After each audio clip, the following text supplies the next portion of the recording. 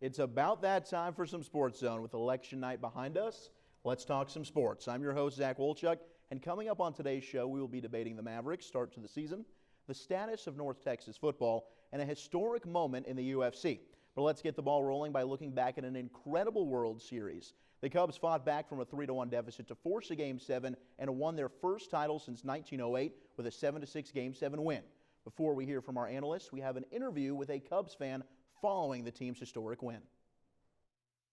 How long exactly have you been waiting? Have I been where? How long have you been waiting? Well, I've had my seat in the first row there for 1984. So you've had a lot of disappointment. What's this night been like? Oh, wonderful. I just had, oh my God, they're wonderful. I just love my Cubbies. Did you ever think this day would come? No, I just wish my brothers were alive to see this, because I had a brother killed in the war, another brother prisoner in Germany for 21 months, and two other brothers overseas. And they loved the Cubs, and my father did too, but they're all dead now. And this old lady's still living. You're still going. Now, how are you going to celebrate tonight? Oh, who knows? I probably have a Jägermeister. Joining me now is our resident Chicago White Sox fan, Joey Catalano and Josh Conrad. Fellas, was that the best Game 7 in World Series history? I mean, it might have been. Yeah, I mean, the best one I've seen. As a baseball fan, you know.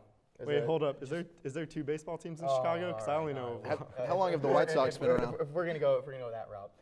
But honestly, in all seriousness, you know, even being a Sox fan and just being on the other side of town, it's a great thing for the city. I mean, you have people like that lady in the interview we saw, that this is huge to some people. I mean, Chicago's a big baseball town, and the Cubs have stretched over generations. I mean, they affect people, you know, literally in the 1900s, so great-grandparents and great-grandchildren. So it just stretches across all the generations, and it was great to see, honestly, from an opposite standpoint. I think as great as it was for Chicago, it might have been even better for Major League Baseball. Yeah. So finally they had ratings, definitely. Game 5 had a higher rating than Cowboys-Eagles Sunday night. That's like the NFL's favorite child of matchups on Sunday night. Just to have that. Game 7 was the most watched game in 25 years.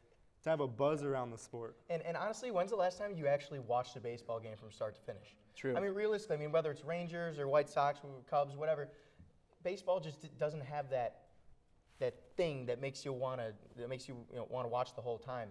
But this game did. Just if it was the must-watch TV.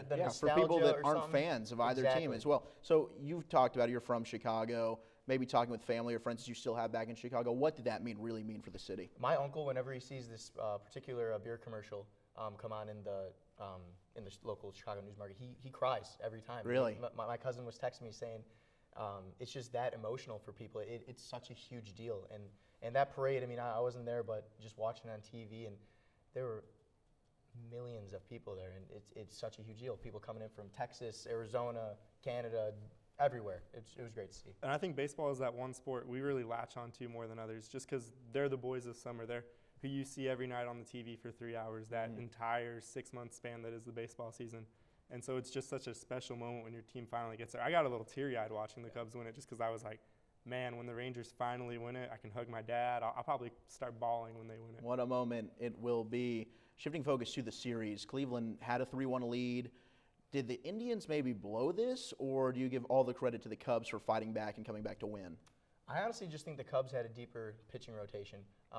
When you have someone like Arrieta that can go multiple games in a series, Hendricks, the guy that pitched Game 7, has been pretty much lights out for the Cubs the entire year. And it was good to see him step up in probably the biggest game in baseball history, at least from a current perspective. Just to see how the Cubs were able to take the 3-1 deficit and use it to their advantage, whereas Cleveland just really couldn't close it out. I think Cleveland just kind of ran out of guys. Yeah, they had the injuries to their rotation. They didn't have Brantley. Interesting on Hendricks, guy the Rangers traded away in the Ryan Dempster deal, and then the guy coming in to close the game for the Cubs was Edwards, another guy the Rangers traded away. Just interesting series. Yeah, interesting is probably an understatement. Yeah. They were bars in Wrigleyville were charging people $200 right? cover. I mean, just the amount of money that baseball made, and the amount of just attraction to the sport that the Cubs being there brought was just spectacular. And people forget that Cleveland hasn't been to the World Series or won one in both quite teams. some time. So you have to look at that from that perspective as well. Josh, you talked about it real quick about the bullpen. Do you think that Joe Madden mishandled Aroldis Chapman in Games 6 and 7? I think he used him right. We see all the backlash that Showalter got in the wild card game for not going to his go-to guy. In that game, it's elimination. You need to get to Game 7. I'm fine with using Chapman. It may have come back to bite them in a little bit in Game 7, but I'm okay with it. You got to get to Game 7. Yeah, I mean, the reason we're not talking about it is because they won. But at the end of the day, if he didn't put him in Game 6 or 7 in those situations, he probably would be getting a little scrutiny for it. So that's why you brought Chapman. You traded him for this in the middle of the season, gave away for that prospects. moment right there, exactly. And you don't use him. You got to use him. Quick answer from both. Do you think the Cubs can win the World Series next year and repeat? Yes. Yes? God, I hope not. All right, we need to step aside for a quick break, but coming up, the Dallas Mavericks season is just getting started, but is it already time to panic? Find out next on SportsZone.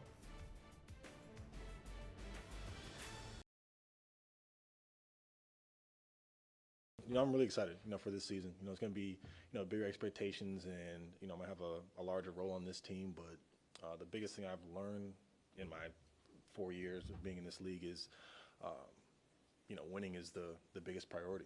So I'm trying to do whatever I can to help this team win. I feel like we have a lot of pieces this year, either coming back, off injury, guys who are motivated, have a lot to prove, a lot of new additions. So hopefully, we can all come together and do something special. As Mavericks forward Harrison Barnes, the Dallas Mavericks open their season on a 5-game losing streak, but have managed to win their last 2 games. Hopping on board with me now is the always dapper Kennedy Miller and Connor Bean. Gentlemen, what's your panic level right now as the Mavericks are 7 games into the season? For me, I would say it's about a 5. I think it's 50-50 on how you want to think about the Dallas Mavericks and how their season is starting. Yes, they lost their first 4 or 5 games, but if you look into those games, you could still argue that Dirk Nowitzki is still their centerpiece and still their best player, and he didn't play in 3 of those games, and in the game that he did play, he only registered 9 points. And so this is a team that is missing some starters. Dirk has been in and out of the lineup. Darren Williams has been in and out of the lineup, and at the same time, you're bringing in Harrison Barnes and Andrew Bogut and trying to integrate them in your offensive and defensive scheme. So I think when you think about it that way, it's not that bad. But you also think about the Mavericks are in the Western Conference, which is still the best conference. And for a team that is not overloaded with talent, they need to start off quickly, and they shouldn't have to bounce back from a 2-5 start, because if you get down in the West, it's hard to get back up. I would say my panic level is maybe about like a 3.5. Okay. Usually because the Mavericks, if you look at their schedule through the first 15 games, they have the toughest schedule through the first 15 games. And I know it's taking a little bit longer for the offense to get going. Mavericks usually historically a pretty good offensive team, but right now they're only managing to score 97 points a game. They're 26th in the league in field goal percentage at 42, 25th in the league in rebounds, and 26 in assists. Now, I believe they will start getting it going soon, but like he said, you shouldn't, since we're in the Western Conference, we shouldn't be able to start 0-5, especially with teams getting younger and coming up, and we're just pretty much going down while they're coming up. Kennedy, you touched on, not to cut in here, but you touched on the injuries, and Darren Williams is always in and out. Devin Harris hasn't played this year, and now Dirk's hurt. Do you think that the injuries have played more of a factor than the team just not being talented enough, or do you think the injuries is a cop-out? Well, I think the injuries kind of hurt them in a way, but I think even when fully healthy, the Dallas Mavericks are still one of the lower teams in terms of the Western Conference. You look at teams like, obviously the Warriors, the Spurs, the Clippers, the Jazz. Cream of the crop in the Western Conference. The cream of the crop, the creme de la creme. Yeah. And I don't think even when the Mavericks are healthy that they are up there with those type of teams. But I do think that when fully healthy, they could be an 8th or 7th seed. Yeah, like I said earlier about the schedule, we still got to play all those teams that you just mentioned in the first 15 games, including the Warriors tonight. About Darren Williams, I've said it before. I think J.J. Barea should be our starting point guard just because I think he can see the floor a little bit better than Darren Williams. He's averaging 17.5 points, 5 assists. He's shooting 44% from three-pointer, And then let's talk about Harrison Barnes. Everyone's talking about how this guy just came in. He's like, oh, this dude's not playing good. in the preseason. He had a terrible preseason. He's averaging 22.3 points a game now. He's had 2 30-plus point games. Three really. now. He had 3. And He had one last night? He had one last night. He's actually 19th in NBA in scoring. I mean, they're finding the rhythm. They beat a really young Los Angeles Lakers team yesterday. Who'd been playing really well as well. Who have been playing really well. Yeah, Harrison Barnes, to his point, that's the elephant in the room, how good he's playing. I was one of those guys that didn't think the Harrison Barnes acquisition was a good move, but he's showing why they call him the Black Falcon back in Golden State. Because this guy, his game is looking smoother. He's looking a lot more comfortable than he did in his Golden State days. And Rick Carlisle is basically giving him the offense, giving him the keys to it, and saying, do what you do, Harrison. Show why you are the number one player coming out of high school. Show why you dominated at North Carolina. Do we think the Mavericks are still a playoff team? For me, it's tough because right there. They are in that Western right Conference, now. and it's a lot of young teams that are coming up. Timberwolves aren't looking that good right now, but you look at teams like the Nuggets and still teams like the Trailblazers that I think are ahead of them. I think they sneak in just because, like I said, I thought the Pelicans would get the last spot, but they're worse than the Mavericks this year. Free Anthony Davis. And free Anthony, honestly. And he's insane. The Timberwolves aren't improving like the way I thought they were. So I think they're going to sneak in. But like he mentioned, we got the Jazz are a young team coming up. Nuggets are a young team coming up. The Lakers, I didn't expect the Lakers to be this good. Yes, we do think that they're going to get in. I think Connor being on record. I think they're going to get the eighth seed. Okay. Coming up next, have the Mean Green blown their chance to make a bowl game and set the Trail's first season as head coach? Find out after the break on SportsZone.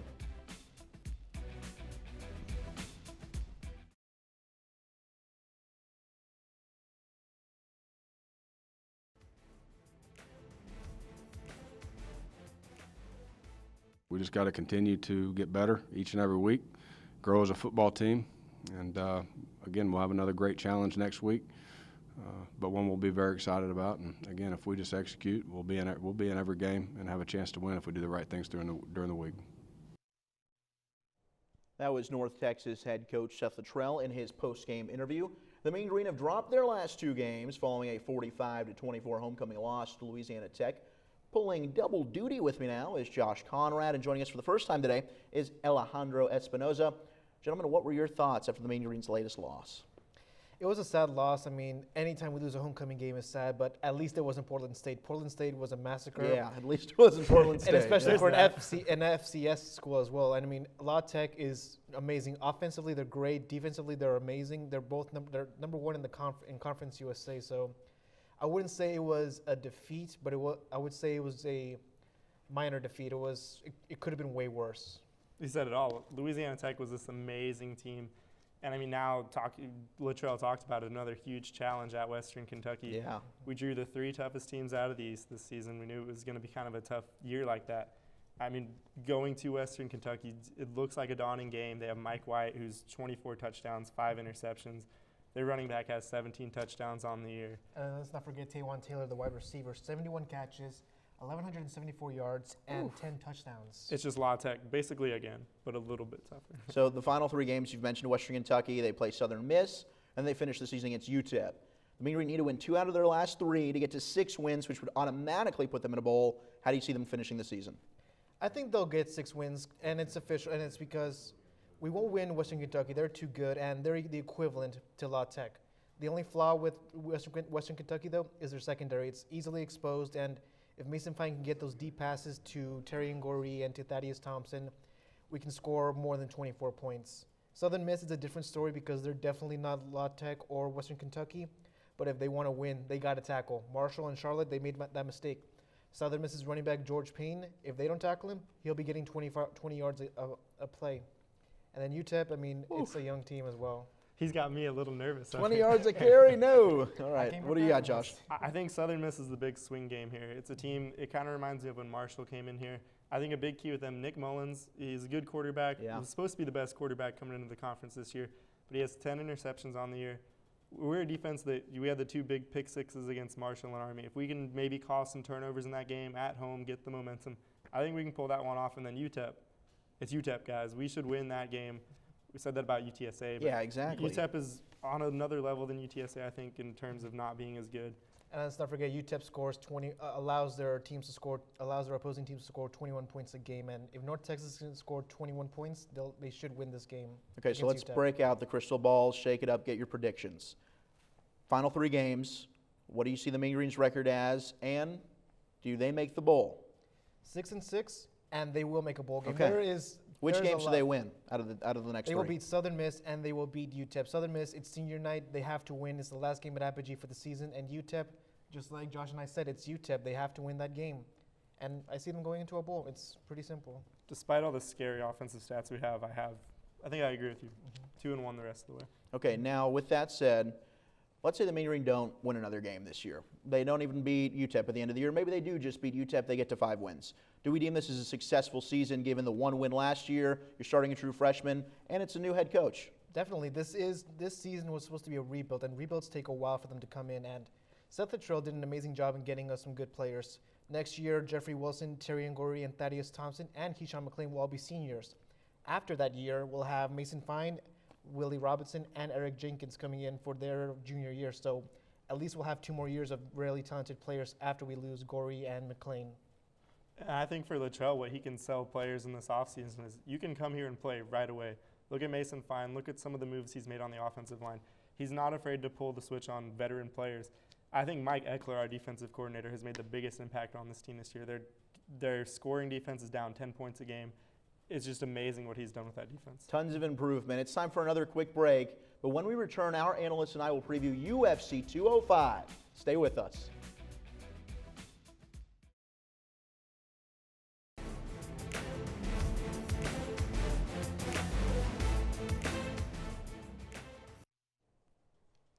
I've nothing against Edward.